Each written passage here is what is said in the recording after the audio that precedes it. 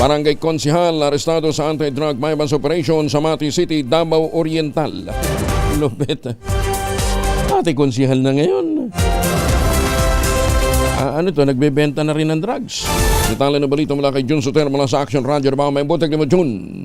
Mayong buntag usab Kuyang Angel, arestado ang isang inconvent barangay konsihal sa isang bypass operation na isinagawa ng Philippine Drug Enforcement Agency o PDEA Regional Office 11 sa pamamagitan ng Davao Oriental Provincial Office, katuwang ang Police Regional Office 11, Regional Intelligence Unit at Mati City Police Station noong Pebrero 2, 2026 bandang alas 8:50 ng gabi sa Magsaysay 17-4P Barangay Central, Mati City, Davao Oriental. Kinilala ang suspect sa alias Nawad, 52 anyos at kasalukuyang barangay konsihal ng Barangay Lawigan. Ayon sa PDEA, nadakip ang suspect matapos magbenta ng isang pakiti ng hinihinalang shabu na nagkakahalaga ng 1,000 pesos sa isang PDEA operative na nagsilbing pusher buyer. Nakumpiska rin mula sa suspect ang isa pang pakiti na naglalaman ng hinihinalang shabu, ilang drug paraphernalia at ang minarkahang bypass money na ginamit sa operasyon. Kasalukuyang nasa kustudiya ng mga otoridad ang suspect at ihahain laban sa kanya ang kaukulang kaso dahil sa paglabag sa Republic Act 9165 o ang Comprehensive Dangerous Drugs Act of 2002. Ito si Jun Soter para sa DZRH. Una sa Pilipinas, una sa Pilipino. Daghang salamat, Jun Soter.